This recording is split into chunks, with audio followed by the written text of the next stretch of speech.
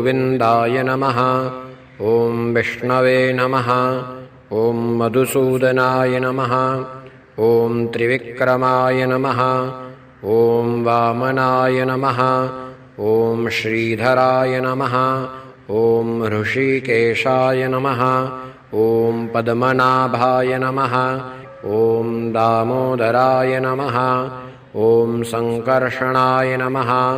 ॐ वासुदेवाय नमः। ॐ प्रद्युम्नाय नमः। ॐ अनिरुद्धाय नमः। ॐ पुरुषोत्तमाय नमः। ॐ अधोक्षजाय नमः। ॐ नारसिंहाय नमः। ॐ अच्युताय नमः। ॐ जनार्दनाय नमः। ॐ उपेन्द्राय नमः। ॐ हरये नमः। ॐ श्रीकृष्ण परमात्मा